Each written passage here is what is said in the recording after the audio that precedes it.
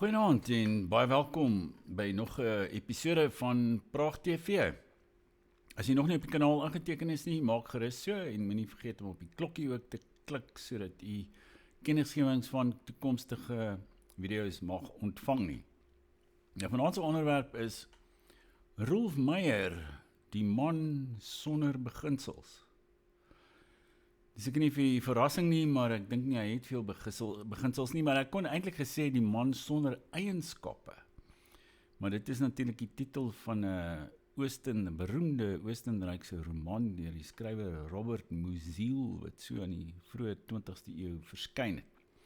Dus kan miskien ook 'n man sonder eienskappe noem, maar in hierdie geval dan 'n man sonder beginsels, want hy het onlangs hom uitgelaat oor die nasionale monoloog wat president Cyril Ramaphosa vir ons beplan. Hulle gaan glo, ek het iewers gehoor dat dit gaan blykbaar 700 miljoen rand kos om reg oor die land sulke gesprekke te hou, indabas, legotlas, wat mense hulle ook al wil noem, waar mense bietjie gaan praat oor die probleme in die land. En dan gaan die probleme seker verdwyn, ek weet nie. Maar ons kan gerus kyk, voordat ons daarna kyk, moenie vergeet van ons boek Hart van Duisternis deur Joseph Conrad, die vertaling deur Francie Philips wat nog steeds te koop is nie. Ek sit ek plaas die skakel hieronder in die beskrywing van die video sodat u dit kan aanskaf indien jy so voel. Eintlik 'n klassieke roman, novelle, een van die bestes wat nog ooit oor Afrika geskryf is, want Afrika is op 'n manier die Afrikaners se probleem, nie waar nie. Ons noem onsself Afrikaners, maar soos ek so ruk gelede eers anders gesê het, ek beskou myself eerder as 'n Eurokaner. Ek is deel van die kontinent, dis deel van my identiteit, maar in my mentaliteit en in my denke bly ek geanker in die Europese denke. Ek is nie iemand wat met die voorvadergeeste omgaan en sulke tipe goed nie. Want al daai dinge is eintlik baie belangrik as ons kom by wat nou gaan gebeur met die nasionale monoloog. Nou, kom ons kyk net vir 'n oomblik wat raak Rolf Meyer kwyt. Terloops, iemand sê vir my dat blykbaar het die kabinet aan Rolf Meyer sekere destyds toe hy nou moes onderhandel oor ons toekoms, ons briljante toekoms wat ons ingaan, en wat geblyk het nou nie so briljant te wees nie. Hulle het vir hom sekere begrippe en riglyne en dinge oorgedra wat hy dan moes onderhandel. Maar blykbaar het hy nooit eers probeer om van hierdie dinge soos groepsregte, taalregte, kultuurregte, sulke tipe dinge aan die ANC oor te dra nie, want sy standpunt was, hulle gaan dit in elk geval nie aanvaar nie, dus gaan hy dit nie eers vir hulle noem nie. So ek dink Rolf Meyer is iemand wat ons 'n ja-broer kan noem. En ek het nou toevallig, vandag het ek my woordeboekie by my gehad, of 'n deel van die woordeboek, ja, hier is hy, Afrikaanse woordeboek, en dit is die letters, ja, wat is dit? Deel 5, letters, J tot K, J, sjoe, nou daar so, dit is die letter K, gevaarlike letter daai, en veral hierdie ene, dit is een van die ouer bande, daar's bladsye en bladsye, oor die letter K daarin. Nou, maar, dit die letter J ook, wel, dit is vir my 'n groot teleurstelling blykbaar dat hulle nou van die letter T af, gaan hulle nie meer hierdie woordeboek druk nie. Ek dink dis iets wat vir my skokkend is, want daar's mense wat geld skenk en wat ook al dat hulle die Afrikaanse woordeboek moet voltooi, wat al aan die gang is sedert, wel, hulle is die eerste uitgawe, die eerste deel het verskyn in 1950. So ons is al 75 jaar daarmee besig, en nou sê hulle nie aan die einde, die laaste paar letters gaan nie op papier verskyn nie. Jy gaan moet inteken R200 'n jaar, en dan gaan jy dit aanlyn kan raadpleeg. Maar dis nie vir my goed genoeg nie, want die ligte kan môre afgaan, of iemand kan besluit om daai databasis oor te neem, en of hulle kan hom sensureer, want ja, ek dink hulle wil hom sensureer. Daar is soveel ander boeke in Afrikaans en heruitgawes en goed wat al gesensureer is.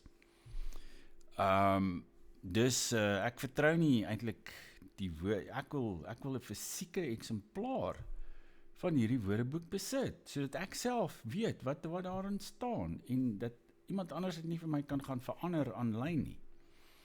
Dus ek dink dis nog 'n veldtog wat ons moet voer om die woordeboek op papier klaar gedruk te kry. Maar nou, as ons kom by die letter J en die term ja broer, kom ons kyk 'n bietjie mooi wat dit beteken in hierdie pragtige, mooi Afrikaanse woordeboek van ons. Ek probeer nou net hierdie, daar is hy. Goed, dit sê, ja broer. Ek het sommer hierdie foto geneem met my selfoon van die lemma in die woordeboek. Iemand wat self geen eie mening het nie, en met alles in en saamstem wat anders sê, voorstel of doen. Karakterlose naprater van 'n ander se mening. 'n regte ou ja-broer wat op alles ja en amen sê. Ja-broers wat genoegsaam geïntimideer is om hul mond te hou. Die burger, dis 'n onderling uit die burger, seker nie die onlangse burger nie, dis nou die ou burger. Iemand, tweede betekenis, iemand wat maklik beloftes maak, maar hulle nie nakom nie, en op wie 'n mens dus nie kan staat maak nie. Hy is 'n regte ou ja-broer wat net beloof, maar niks doen nie. Nou daar het jy dit, baie mooi woord in Afrikaans, ja-broer. En ja, ons is half 30 jaar gelede in die steek gelaat deur die ja-broers. Dis meneer de Klerk onder andere, maar Rolf Meyer was baie erger, dink ek. Wat hy het vir ons 'n tweede referendum beloof. Ons het dit nooit gesien nie. Dit het gekom in tyd, gekom en gegaan, maar daar was nie. Hy het ons 'n belofte gemaak en dis nooit nagekom nie. Daar was baie ander beloftes wat nooit nagekom is nie. En vandag sit ons nou met die spreekwoordelike gebakte pere. Maar as ons nou kom by hierdie hierdie nasionale monoloog of dialoog, soos hulle dit noem. Ons kyk 'n bietjie, dat sê broer Rolf. Hy sê, kyk, dis nou in gister se Netwerk 24 Sondag uitgawe. Rolf Meyer, kyk eers kat uit boom voor jy nasionale dialoog kritiseer. Want nou blykbaar hierdie term nasionale monoloog, dit was blykbaar, dis gemint deur AfriForum. Ek pleeg nou nie plagiaat hier nie, ek gee erkenning aan ander mense. En dan sê hy so, dialoog en onderhandeling het gekeer dat Suid-Afrika in vlamme opgaan. Daarom kan ons nie bekostig om president Cyril Ramaphosa se planne vir 'n nasionale dialoog se muur te verwerp nie, skryf Rolf Meyer. Dan sê hy dan gaan hy aan, die idee van 'n nasionale dialoog om Suid-Afrika se magdom uitdagings grondig te deurtrap kom al 'n lang pad. Die eerste saadjies is reeds geplant in die Jacob Zuma era toe korrupsie en wanbestuur hoogtyd gevier het en Suid-Afrikaners honger was vir skoner regering. Sjoe. Ja, ons is honger vir skoner regering. Maar nou, ja, en dan noem hy nou, maar hulle het ook 'n lys gepubliseer, ongelukkig het ek nou nie die lysname hier nie, maar die lysname, wat almal by hierdie nasionale dialoog betrokke gaan wees. En ek dink daar was 'n mevrou Suid-Afrika met 'n Afrikaanse naam, en dan Rolf Meyer, die nimmerlike Rolf Meyer, wat eintlik nou so half die gabba van Cyril Ramaphosa is. En sover ek weet, het hy ook by die ANC aangesluit op 'n call. Dus, jy weet, ek dink Cyril Ramaphosa en Rolf Meyer, hulle stem saam oor alles. So, as hulle kan nie 'n dialoog voer nie, hulle kan net 'n monoloog voer, hulle kan 'n Rolf Meyer kan Cyril Ramaphosa se resitasie opsê. En hy sê dit eintlik hier op in sy artikel ook. Maar nou, ek dink wat ons, ja, en dan die ander name daar is alles Engelse name, of swart name, en baie van hulle kom ook uit die Anglikaanse kerk.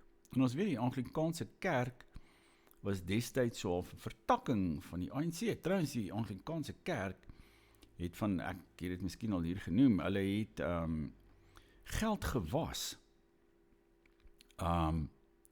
uit die St. Paulus Kathedraal in Londen, het hulle geld gewas om dit hier Suid-Afrika toe te stuur, en ek dink Beiersnoddeer was ook daarbij betrokke, hy het ook van die geld ontvang en wat ook al, maar en het dan hier versprei, maar daai tipe geldwasery, wel, dit was destyds seker al onwettig, maar dit sal vandag veral onwettig wees. Trouwens, ek dink die geld sal sommer gekonfiskeer word, as jy jou vandag met so iets besig hou. Maar daar was 'n man, 'n Engelsman, met die naam Canon Collins.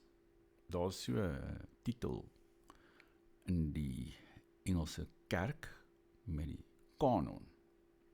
Jy kan dit maar gaan opkyk in die Woordeboek. Ja, kan dit seker sommer, wel hy, dis nou die letter, ja, het is die letter K, ek kan opkyk in die Woordeboek, maar toe maar, dit gaan nou te lank vat. 'n Canon Collins, hy het so 'n bietjie geld gewas vir die ANC. En dan het hulle so 'n bietjie daar vanuit Maseru en Lesotho, hier so kom bomme plant, of uit Swaziland en sulke goed. Kyk, as ons nou, daar's natuurlik tans die Israel-Iran oorlog wat woed, maar stel jy voor dat Netanyahu, Bibi, dat hy nou pleks van PW Botha of Foster of wie ook al destyds president van die land was. Dan hy, die oomblik wat daar bom afgaan wat so via Swaziland of Lesotho gesmokkel is, hy sou dadelik die hele plek Swaziland, Lesotho plat gebom het. Jy weet net daar. Maar die Afrikaner het nie eintlik 'n offensiewe geaardheid nie. Ja, daar's by ons mense baie ongelukkig, ja, is al baie ja-broers. Jy weet, dis ouens wat die stroom volg, wat saamstem met wat daar vir hulle gesê word. Hulle het nie kritiese sintuig nie. En dis nou hoe ons hier beland het, want ons, die mense rondom ons, hulle is baie aanvallend, offensief, hulle voer 'n offensief teen jou aan mekaar, maar ons mense, ons verdedig maar net, of ons kruip weg, of ons hardloop weg. Jy weet, ons gaan Amerika toe, of Australië toe, of wat ook al. Ons wil nie betrokke raak by 'n geveg nie. Ja, dit is miskien 'n bietjie onbillik vir my om dit te sê, maar dit geld nie vir almal nie, sou ek sê, maar ek dink daar is sulke mense, sulke ja-broers, waarvan Rolf Meyer dan een is, en 'n tamelike prominente een.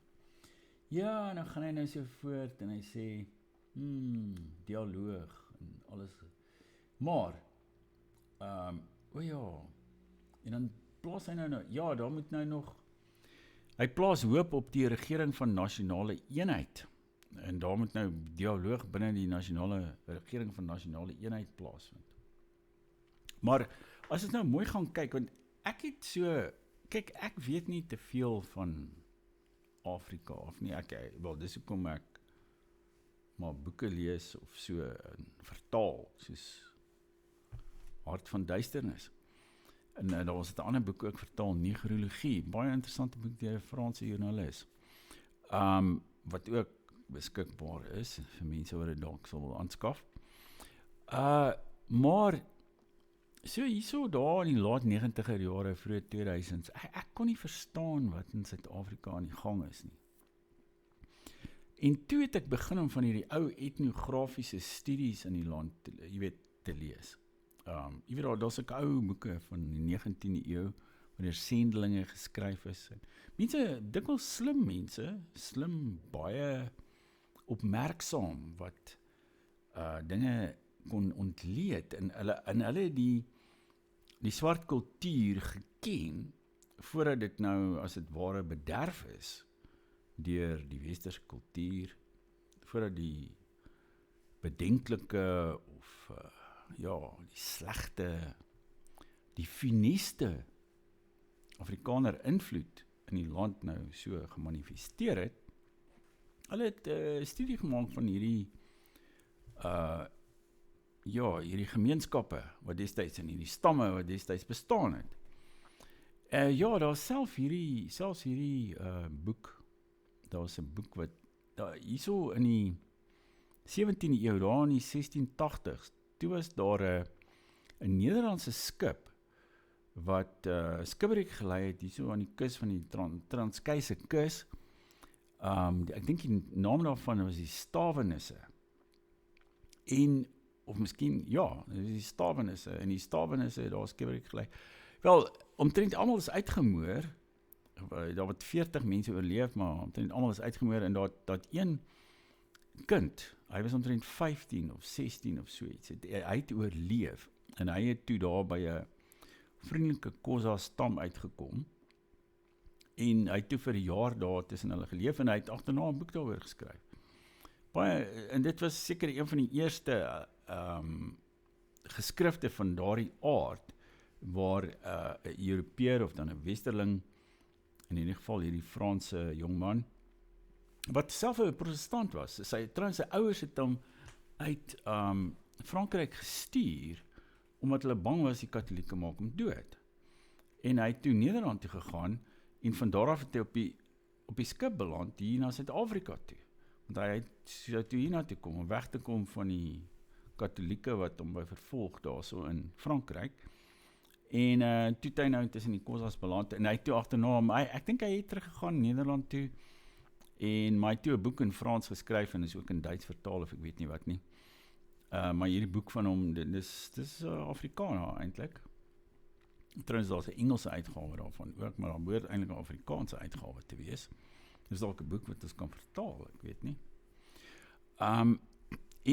Maar van daar af het die mense nou sulke verskillende etnografiese studies gehad, en in al hierdie studies, wat vir jou baie helder na vore kom, is dan dat in Afrika, in al hierdie soort Bantu kulture wat ons hier so, sê nou maar, jy weet, van die ewenaar af ondertoe vind, teekom, is daar 'n sterk harmoniebeginsel. Met ander woorde, binne die stam daar harmonie wees. Nou die eenvoudigste voorbeeld daarvan is, sê nou maar waar daar word 'n moord gepleeg. Dit sê ook, dit staan daarso in hierdie, ek dink sy van was de Chalzac, hierdie Franse seun, wat in die 17de eeu daar skipbreuk gelei het, maar dit staan in al hierdie ander etnografiese studies. Ek het ene hierso van Holden, hy was 'n Britse sendeling in die 19de eeu, daar so in Natal, maar ek kan nie die titel van die boek vir jy gee nie, want dit is nie polities korrek nie, en ek sal daar tronk toe gaan as ek vir die titel van die boek vir jy, so as ek die boek sou hierso vertoon, of iets, hulle sal my huis kom afbreek en my arresteer, of wat ek al, as ek nie die titel van die boek wys, maar nie dat dit 'n rassistiese boek is nie, maar hy is eintlik baie sympathiek gesind teenoor die mense waaroor hy skryf. Maar een van die dinge wat telkens ter sprake kom is, wanneer daar 'n moord gepleeg word, dan, daar is nie 'n doodstraf vir 'n moord nie, of verkrachting of sulke tipe goed nie. Maar, daar's doodstraf as jy byvoorbeeld getoer het, of as jy towerkuns beoefen het, sulke tipe goed. Of as jy as iemand sou toer, dan kry jy doodstraf, dan word jy doodgemaak. Maar moord en roof en verkrachting, sulke goed. Jy kry 'n boete daarvoor. 'n Paar beeste en die families kom by mekaar en hulle beding dan 'n boete en word betaal. En as dit verby is, en die hoofman is betrokke daarbij, hy is ook die regter. En as jy nou klaar, jy weet, instem tot daai boete en wat ook al, dan eindig proses nie daar. En as jy dan agterna, jy weet, onmin sou saai binne die stam, omdat jou broer of jou kind of jou vrou of wat ook al vermoor is deur 'n lid van daardie ander familie daar aan die ander kant, dan is jy die misdadiger. En dan kan daar dalk, jy weet, dan kan daar dalk hardhandig met jou opgetree word, omdat jy die harmonie versteur. Nou, al hierdie, kyk vandag, jy weet, ek sê altyd, jy weet, Karl Marx, ja, wat ek nou in my jeug, jy weet, ek by Wits gestudeer het, jy weet, ons moes Karl Marx omtrent uit ons kop uitken. So ek is bekend met ou Karl Marx en Lenin en al die ouens. Maar jy weet, in Karl Marx, die revolusie in Suid-Afrika, hy was een van die inspirasies daartoe, en ek dink die ander inspirasie was Louis Vuitton. Jy ken daai ou, Louis Vuitton, die ou van die handsakke en die skoene en sulke goed. Ek hoor nou daar van iemand wat vir hom so 'n sakkie gekoop het, swart man, en hy, die sakkie het R109.000 gekos, en hy het toe 'n foto van homself met die sakkie geneem, met die strokie wat op die staan, van die strokie van die winkel aan Sandton, waar jy dit kan gaan koop. Hierdie is nou 'n advertensie vir Louis Vuitton, ek sê, ek hoop hulle betaal my. Maar, ja, toe neem hy dit af en sit dit op Instagram, so R109.000 handsak. So ja, die R109.000 handsakke, en Karl Marx, en alles, hulle noem het synkretisme. Jy weet, as jy nou Christendom meng met voorvadergeeste, dan kry jy synkretisme, en as jy Louis Vuitton meng met Karl Marx, dan kry jy ook synkretisme. So ons leef in 'n synkretistiese werklikheid, jy weet, so halfpad tussen die Weste en Afrika. En as ons nou praat van hierdie nasionale dialoog, dan is dit eintlik nou 'n vorm van 'n soort indaba, daar onder 'n boom.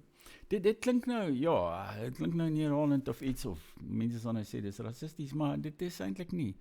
Kyk, daar is bome. Ek hou self baie van bome.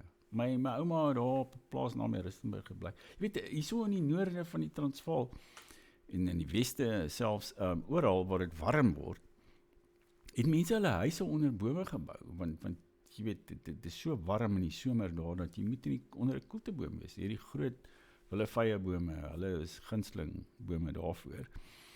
En dan is jy huis koel in die somer, want jy is in die koelte, onder 'n boom.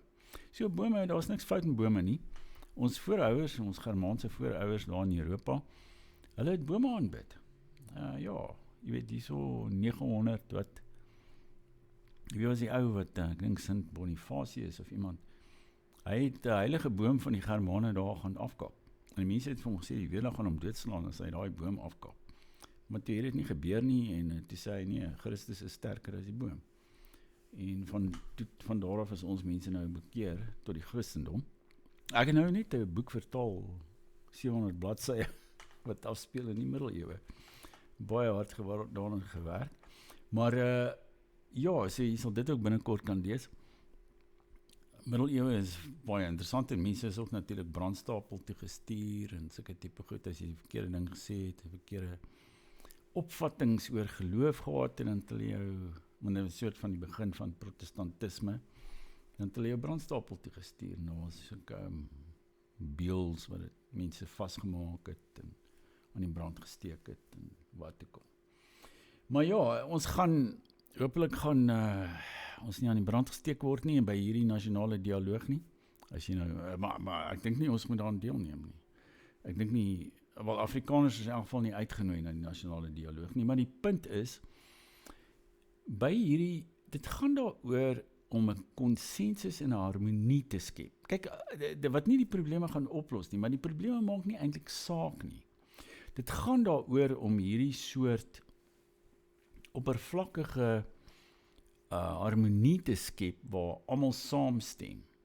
Jy weet, en die hoofman het gesê, daaroor moet ons saamstem, en dan stem ons saam. En as jy nie, jy weet, as jy nog steeds krities bly en wat ook al, dan het jy 'n probleem. Dan is jy nou 'n ketter, dis al in die middeleeue, die ketters, wat op die brandstapel geplaas is, of in Suid-Afrika, dan is jy seker maar 'n rasis of iets. Jy weet, is 'n rasis 'n soort van 'n moderne woord vir 'n ketter. Want jy is krities oor bepaalde goed, of jy weet, jy erken nie dat ons nou in 'n groot beskawing bly, en Wakanda, daar is mos so 'n fliek, Wakanda, jy weet, en en Mapungubwe, en die groot Zimbabwe-ryk, en al die goed, jy weet, dit is, jy het nie genoegsaam respek daarvoor nie, jy weet, vir Mapungubwe, en die renostertjie, die goue renostertjie. Jy weet, jy aanbid nie die goue renoster nie, die goue renostertjie. Ek dink hy is omtrent so groot. Ek het hom al 'n keer gesien daar by Tuks, want dit was so 'n paar antropoloë, wat ek al argeoloë daar van Tikkies wat die ding gaan uitgrawe het. So, en toe, hierdie geweldige kunswerk, wat toe vir die nageslag ontbloot is. So dis, die nasionale monoloog gaan daaroor om juis 'n bepaalde konsensus, 'n gedwonge konsensus op die land af te doen. En dit gaan niks oplos nie. En almal gaan mekaar agterna nog steeds doodmaak, en jy weet, en nog steeds misdaad wees en korrupsie en onbekwaamheid en slaggate en elektrisiteits- en waterprobleme, maar ons gaan nou, ons het in Indaba gehad, onder die boom, en of by die 5-ster hotel, blykbaar hulle gaan die 700 miljoen rand uitgee. Ek dink jy gaan nou Louis Vuitton sak kry nie hoor, maar jy gaan 'n bietjie kan eet, dink ek, daar gaan geëet word, 'n bietjie fees gevier word, tydens die nasionale monoloog, en dan sal daar weer 'n harmonie duur, vir 30 jaar, en dan gaan mense weer ontevrede raak en krities en wat ek al, en dan gaan die siklus homself seker herhaal. Maar hopelik gaan daar intussen iets gebeur, en gaan ons nie vir altyd hierdie gedwonge harmonie en gedwonge konsensus in die land hê nie. En as jy tot hier geluister het, baie dankie, en hou dop wat ons alles doen, en wat ons publiseer, en ook ons video's en wat ook al. En tot volgende keer, dan maak ons weer so, en moenie vergeet om op die kanaal in te teken nie. Totsiens.